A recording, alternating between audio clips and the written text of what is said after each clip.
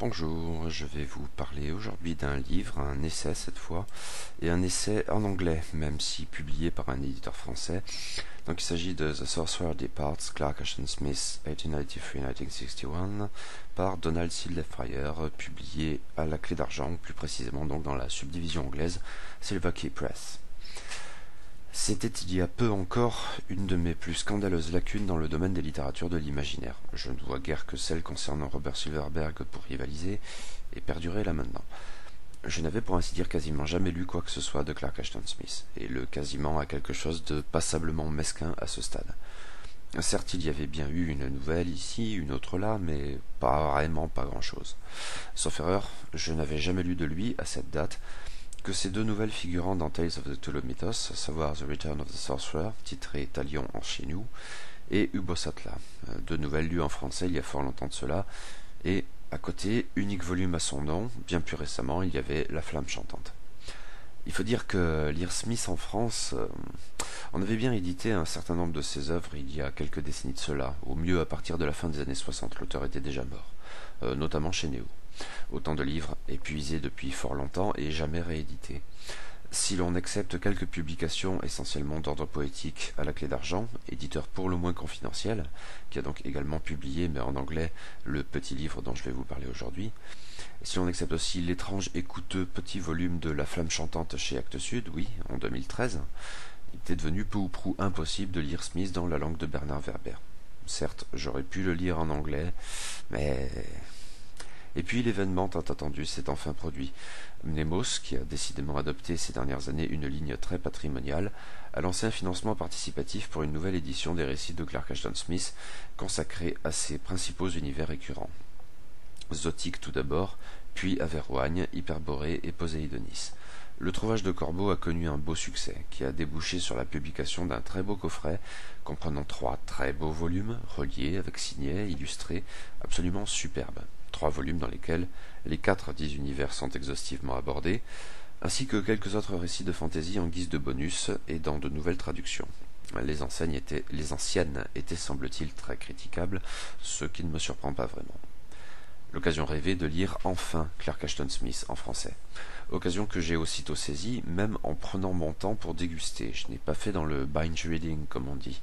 J'ai ainsi achevé il y a peu la lecture du premier de ces 3 volumes, consacré aux univers de Zotique et d'Averroigne, et le résultat a été à la hauteur de mes attentes, ou non, mieux que ça. Je vous en parlerai très bientôt ici même. Toutefois, avant de m'étaler avec plus ou moins de compétences sur Zotique et Averroigne, il m'a paru opportun de consacrer un article préalable à l'auteur et à son œuvre.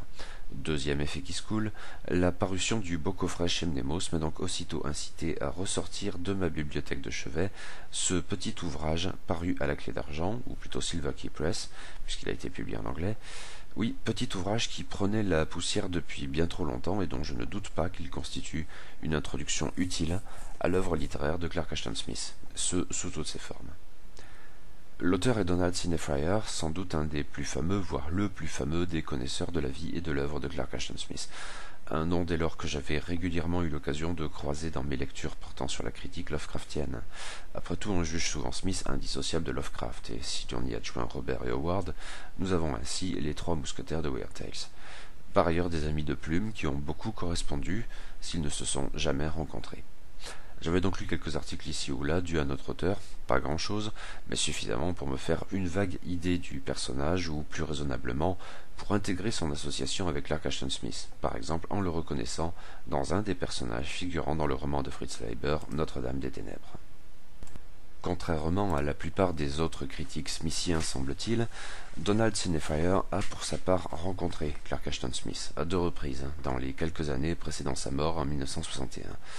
2 rencontres marquantes qui ont pu donner au jeune poète qu'il était alors l'impression d'avoir trouvé un mentor, peu ou prou le sentiment que ledit mentor avait pu ressentir une 50aine d'années plus tôt avec George Sterling.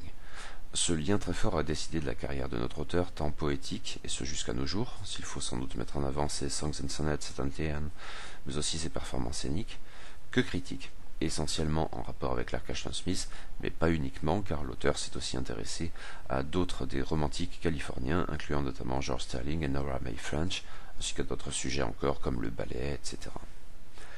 En 1963, soit environ 2 ans après la mort de Smith, et probablement du fait de l'indifférence généralisée à l'égard de ce décès, tant dans les milieux poétiques que dans ceux de la science-fiction et de la fantasy, constat rageant, Donald Cinefire a livré The Sorcerer Departs, qui est probablement le premier article bio-bibliographique consacré au barde d'Auburn et qui reste une référence importante aujourd'hui. À l'époque, l'article figurait dans un volume spécial intitulé In Memoriam Clark Ashton Smith, mais il a ensuite été réédité sous forme de livre indépendant en 1997 chez la maison bien nommée Tsathoga Press, puis 10 ans plus tard sous la forme du présent petit volume à l'enseigne française de la Clé d'Argent, mais pourtant en anglais via la subdivision éditoriale Silver Key Press. L'essai initial a connu quelques retouches éparses à fin d'actualisation, mais l'essentiel n'a pas bougé. Et l'essentiel ici, c'est l'enthousiasme, la passion proprement dévorante. La vie de Clark Ashton Smith a été globalement banale, pour ne pas dire terne, ce qui n'en fait sans doute pas un sujet idéal pour une biographie, au point en fait où rien ne semble offrir une prise adéquate pour mythifier le quotidien du poète, comme on l'a fait, plus ou moins consciemment, pour Lovecraft et probablement aussi, encore qu'à un tout autre degré, pour Howard. Le relatif ermitage à Auburn, Californie, est à rarement quitté, un épisode mêlant tuberculose et dépression qui aurait ses conséquences sur le long terme, un mariage très tardif, admettons, mais pas grand-chose à se mettre sous la dent, du moins dans le registre sensationnaliste. Mais la biographie littéraire se passera très bien de ce registre. Il y a bien des choses à dire concernant la vie et l'œuvre de Smith, mais dans une optique sensiblement différente, ai-je l'impression, que ceux dont on a l'habitude avec les 2 autres mousquetaires. Cela tient peut-être à l'extraction culturelle du personnage, car bien plus que Lovecraft ou Howard, Smith était un poète avant que d'être un conteur. Un conteur hors pair, certes, mais les avis semblent unanimes. Smith était d'abord et surtout un immense poète, et c'est bien pour cela que George Sterling l'a pris sous son aile, tout jeune homme. Dans les années 1910, dès la parution de son premier recueil The Star Trader and Other Poems, le jeune barde californien suscite l'attention plus que bienveillante de la critique. D'aucuns voient bientôt en lui l'égal de Keats. 2 autres recueils ultérieurs confirmeront cette première impression, Ebony and Crystal en 1922 et Sandalwood en 1925. Son long poème The Hashish Eater en 1920 est porté au pinacle comme une œuvre d'une parfaite conception, d'un imaginaire incomparable et d'une force immense, n'ayant d'égal que son importance. Mais personne ne s'y trompait à l'époque, et certainement pas Smith lui-même, mais Sterling pas davantage. Le jeune poète, si différent, s'envisageant lui-même comme plus anachronique encore que Lovecraft, avec qui il entre en contact au début des années 1920 via Samuel Loveman, ne pouvait probablement pas rencontrer le succès qu'il méritait a fortiori de son vivant. En 1922, The Wasteland de T.S. Eliot bouleverse la poésie anglo-saxonne et, davantage dans l'air du temps peut-être, suscite un écho dont n'aurait jamais pu rêver Smith pour son Hashish Eater. Ceci dit, l'air du temps... Smith avait son opinion à ce propos. The true poet is not created by an epoch, he creates his own epoch. Il n'y a à vrai dire rien fait pour arranger les choses. Aussi célébrés par les critiques sur les recueils Ebony and Crystal and Sandalwood, leur diffusion très confidentielle, et c'est peu dire, ne pouvait tout simplement pas aider à sa reconnaissance en tant que grand poète. Ce qu'il était pourtant, et d'une manière qui lui était propre, qui pouvait emprunter à Poe, l'idole de l'auteur comme elle l'était pour Lovecraft, qui pouvait aussi évoquer Sterling, mais était bien avant tout Clark Ashton Smith et rien d'autre. L'auteur a semble-t-il tout particulièrement brillé, même si bien moins abondamment qu'en vers, on compte dans les 800 poèmes ici, dans le registre du poème en prose, surtout dans Ebony and Crystal, registre jugé plus français qu'anglo-saxon, via l'influence déterminante de Baudelaire, l'autre grande idole de Smith, qu'il a même traduit à plusieurs reprises, alors même qu'il venait tout juste de se mettre à l'étude du français par ses propres moyens. En fait, il a également écrit des poèmes en français et plus tard, dans les mêmes conditions, en espagnol. Baudelaire, bien sûr, fait le lien avec Poe, en qui on a pu voir le premier maître du poème en prose. Mais les admirations françaises de Clark Ashton Smith ne s'en tiennent pas à l'auteur des Fleurs du Mal, et surtout du Spleen de Paris, également titré Petits poèmes en prose. Lovecraft, entre autres, ne s'y trompait guère, qui voyait derrière le poète tant d'auteurs décadents, surtout, et symbolistes, voire des parnassiens, mais aussi probablement le Flaubert pré-décadent de la Tentation de Saint-Antoine, ou un Hugo, ou un Verlaine, ou un Rimbaud. On a pu avancer que le nom du continent de Zotique emprunté à l'album Zutique de ce dernier, œuvre méchamment parodique, mais je ne sais pas trop quand même, ça sonne comme une blague. Bon, autant de références en tout cas que Donald Cinefire, que sa page Wikipédia qualifie de francophile, cite volontiers lui-même. La singularité essentielle de Smith demeure, et son statut de poète avant tout. Mais Clark Ashton Smith n'avait rien d'un personnage unilatéral. Sa bonne presse, même confidentielle dans le milieu de la poésie, n'excluait pas d'autres approches de l'écriture ou même d'autres arts. Le poète était aussi sculpteur, mais plutôt vers la fin de sa vie, et dessinateur, outre qu'il ne rechignait pas le moins du monde aux tâches manuelles. Il donne un peu l'impression, à tort ou à raison, d'un homme plus ou moins lunatique, ou en tout cas prompt à s'investir à fond dans une tâche pour un temps, avant de la remiser de côté brutalement pour s'impliquer de toutes ses forces dans une autre chose encore, etc. Il y a donc des phases dans la biographie artistique de Smith. Après une période dans les années 1910 et l'essentiel des années 1920, où Smith écrit et publie beaucoup de poésie, ce qui n'exclut certes pas l'évolution, ainsi bien sûr de l'intérêt pour la forme rare du poème en prose, mais cela peut valoir également, semble-t-il, pour son emploi des alexandrins, non moins rares en langue anglaise. Il consacre environ une décennie à l'écriture de fiction, entre 1928 et 1938. Exercice qu'il avait déjà pratiqué dans ses années de formation longtemps auparavant, dans un registre sous haute influence des Mille et une nuits et du Vathek de William Beckford, ce qui perdurerait.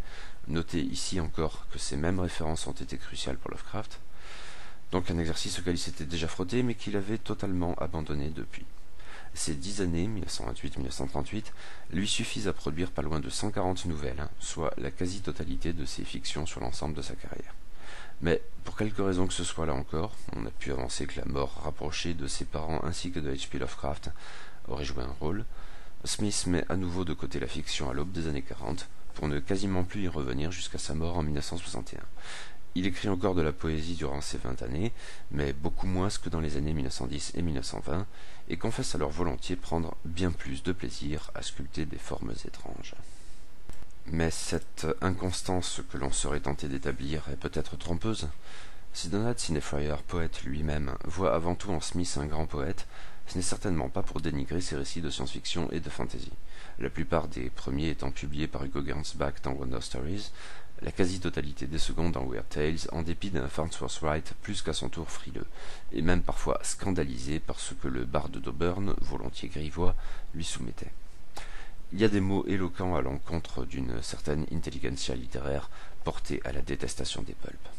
De toute façon, les récits de Smith n'ont guère besoin d'être ainsi défendus, leur brio parle pour eux. Mais je ne vais pas m'attarder sur le sujet ici, cela attendra bien mon retour sur Zotic et Averroigne. Mais voilà, pour Donald Cinefrier, séparer ces deux pans de l'œuvre de Clark Ashton Smith ne fait pas vraiment sens. À l'en croire, les poèmes en prose à partir d'Ebony and Crystal préparaient le terrain aux nouvelles de Zotic et compagnie, au point en fait où ces récits de fantasy devraient être envisagés comme des développements sur une base de poèmes en prose, voire tout simplement comme des poèmes en prose par eux-mêmes. Il est vrai que l'auteur, retournant à Poe via Baudelaire, célèbre notamment le Masque de la Mort Rouge comme semblable poème en prose, et peut-être le meilleur de tous. À ce compte-là, l'Empire des Nécromants pourrait très bien être considéré comme un poème en prose, certains textes comme le Sombre Eidolon affichant plus encore cette tendance, en brodant paradoxalement sur la référence possible à la tentation de saint Antoine. Même si le meilleur exemple pour nous en tenir encore au cycle de Zotic serait peut-être l'excellent Xitra. Hors Zotic, on pourrait probablement citer Ubosatla, etc. Il est vrai par ailleurs qu'il y a une identité de méthode, notamment dans l'usage délibéré de cette langue très riche, sonore, rythmée, porteuse d'hallucinations grandioses et de périples fantastiques, dont le propos est de l'aveu même de l'auteur de transporter le lecteur ailleurs, via le choc délicieux d'un exotisme radical, peu ou prou extraterrestre et soigneusement élaboré. Pour autant, je ne suis pas tout à fait convaincu ici, sans doute parce que, à tort ou à raison, j'ai du mal à adopter l'expression poème en prose pour qualifier des textes qui, aussi beaux, musicaux et chatoyants soient-ils, sont tout de même construits sur la base d'une narration, même en ayant bien conscience de ce qu'elle ne constitue régulièrement qu'un prétexte. Alors, oui, peut-être. Je ne me sens pas de m'étendre davantage sur le sujet ici. Il sera bien temps d'y revenir, et en détail, le cas échéant, au fil de mes chroniques des 3 tomes de l'intégrale Clark Ashton Smith, qui n'en est pas une, mais fait tout de même son poids, paru chez Mnemos. Très bientôt, donc, Zotic et Averroigne. Mais, justement, je n'ai eu l'occasion de lire ces textes en français que tout récemment, précisément du fait de cette salutaire entreprise éditoriale. Et la situation n'est pas forcément meilleure en anglo-saxonie, si ça se trouve. Le constat dépité de Donald Cinefrier, déplorant le silence mesquin autour de la mort de Clark Ashton Smith en 1961, est peut-être toujours valable. Espérons que cela ne durera pas. Car il est tout de même fâcheux qu'un auteur aussi visiblement doué et dans tant de registres ne soit plus guère connu aujourd'hui que comme étant le type avec qui Lovecraft correspondait là. Et c'est un fan de Lovecraft qui écrit ça, hein, oui, un fan par ailleurs qui ne s'est pas comporté autrement jusqu'alors, mais à culpa. Mon premier contact avec l'œuvre smithienne, aussi tardif soit-il, m'a très tôt persuadé de l'injustice de cette situation. Pareil corpus mériterait bien d'être connu et loué pour lui-même. Ceci, en outre, pour les seules fictions de l'auteur. Or, Donald Cinefire, le disciple, n'est certes pas le seul à porter au pinacle la poésie de Smith. C'est là un domaine qui me dépasse, je plaide coupable. Mais il y a donc du boulot, globalement. Le petit livre de Donald Cinefire peut s'avérer très utile dans cette tâche. Je n'ai pas eu l'impression à le lire d'un travail d'une finesse critique extrême, et qui ne s'intéresserait qu'aux seules fictions de Clark Ashton pourrait renacler devant cette étude qui met clairement la poésie en avant. Toutefois, c'est, je suppose, une bonne, voire une très bonne introduction à la vie et à l'œuvre d'un auteur singulier et brillant, dont on ne peut qu'espérer qu'il ressurgisse enfin en pleine lumière. Il le mérite assurément, et nous l'avons trop longtemps oublié. À bientôt donc, en Zotique et en Averroigne.